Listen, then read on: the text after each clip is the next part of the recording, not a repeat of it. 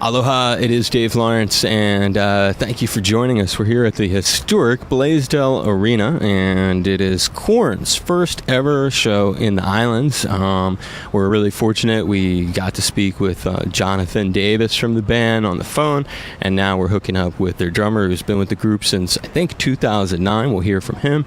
Ray Luzier is joining us here, and hopefully I pronounced that correctly. How are we doing, Brother Ray? I'm doing fantastic, and actually got the gig in 07. 07, and then, okay, so... But in your defense, I got sworn in 09, so I was an official member, but my first tour was the end of 07. Unofficial. So how did that take me back to how you got the gig? You had been with David Lee Roth right before that, or? Well, right before that, I was actually in a band called Army of Anyone with Robert and Dean DeLeo from Stone Temple Pilots and Richard Patrick from Filter. I did that for about 2.5 years, and then David Lee Roth was about 8 years before that, so 8 years right before that. So you were in DLR, then you did the Army band, and then how did these guys discover you? Well, Army of Anyone and Korn are managed by the same management. So I was really into Korn, and I heard they were having drummer problems. They had, Terry Bozzio, Brooks Wackerman played on the Untitled record. Mike Borden was filling in. They had Joey from Slipknot filling in the 07 tour, and a whole slew of them. Yeah, so they wanted a permanent guy, and Army of Anyone, unfortunately, was disbanding, and it all happened. Timing was impeccable. I went to a Family Values in 07, and I talked to Jonathan. I said I'm really interested, and he said, "Wow, I would love to have you come down." And they dug the Army of Anyone record, so they had me come down and right Joey's last gig in Seattle, played 6 songs, and he said, "Welcome to the band, we'll see you in Dublin," and that was it. Dude, that's happening. That's really cool. So you just showed up, you were hanging at his last gig, and they gave you the word, you're on. Yeah, we actually, they auditioned me in an empty arena in the Joey's last gig, so it was kind of weird. I'm there at noon, empty freaking arena, the hum of the PA, and I learned about 33 songs. They told me to learn about 10, and I just try to go through much of the they have such a huge catalog, so. But I've been a fan of the band for a while, so I knew most of them. I just had to get the finer ones down. So they had given you a list of the exact tunes they wanted? Not really. I knew they wanted to hear the hits because they play them all the time, and but I learned some obscure ones too, and kind of asked them to play some weird ones, and off of Untitled, and I'm a big Terry Bozzio fan, so I wanted to play some of those songs. And yeah, no, he's a badass. I saw him, I guess, with Jeff Beck a few years back. Yeah, he's awesome. Yeah, no, that guy is he slays. Now, your personal history, the band, of course, never played in Hawaii. We talked with Jonathan about he got married here on the Big Island. He comes back every year for his, I guess, to relive his honeymoon, as he put it to me. What's your own? You had said you've flown over a bunch on tours, but never stopped here. Have you ever been to Hawaii ever? Never been here. It's weird. Every wedding I get invited to, all the tours I've even gotten invited with disco bands over here, the wig bands, and something always happens. So I even was joking with the guys as if this one gets canceled, I'm not supposed to go to Hawaii. Like there's some reason. And it's awesome. I flew my girlfriend down, so we're after the gig tonight, we're going to Maui for a couple of days off and to just enjoy. Good for you. Now you don't bring her to regular gigs. So I guess what you're saying is this is a special gig. It's a very special day. Yeah. We have a 6-month-old at home, so since he's been born, we haven't had a chance to spend time together. So, her flying out, my mom flew out from Pennsylvania to watch him, and my aunt. So, yeah.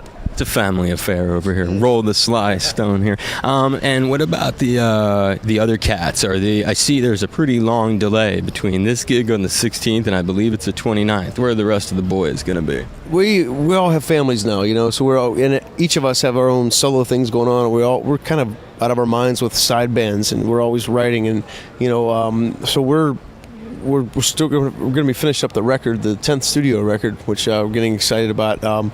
X still? Right now it's called X. Yeah, it won't be. I don't think it's going to come out like that, but we're excited about it. Since Korn 3, Remember Who You Are, that was my first official studio record. We've taken a big turn with this new music, dubstep, that's come out a couple years ago, and it's just really hitting big right now.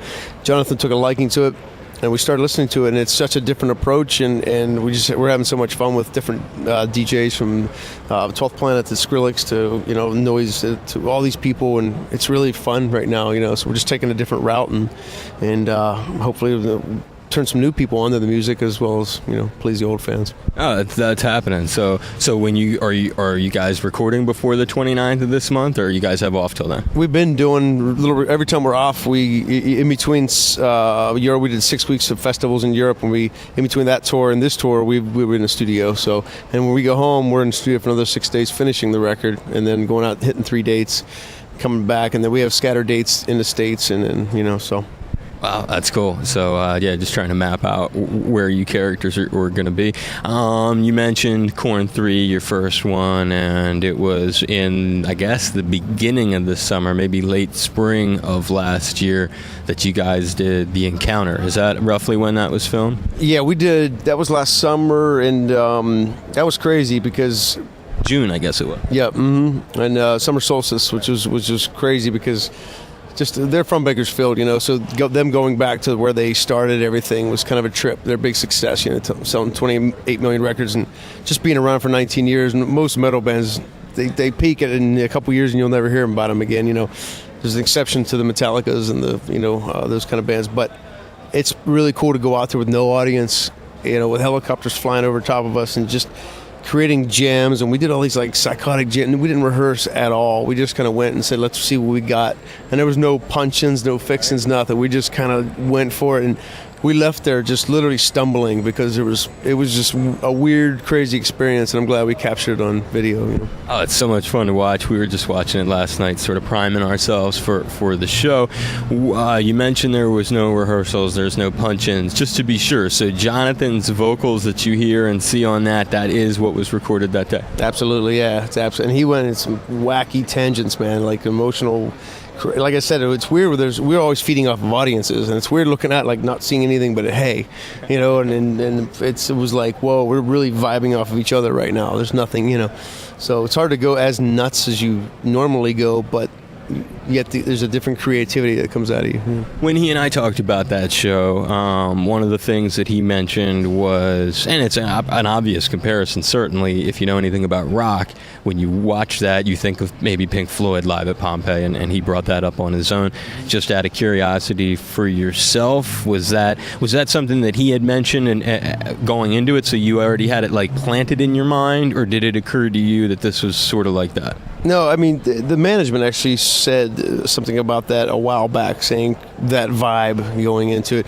But when we were actually doing it, there was none of that. I didn't think of, we respect Floyd. We actually do a little bit of Floyd in our set, so we really respect them. But no, it was just purely what came out of us. And Korn doesn't really sound like anybody, so it's what I'm saying, it's so identifiable that whatever we did, it just came out,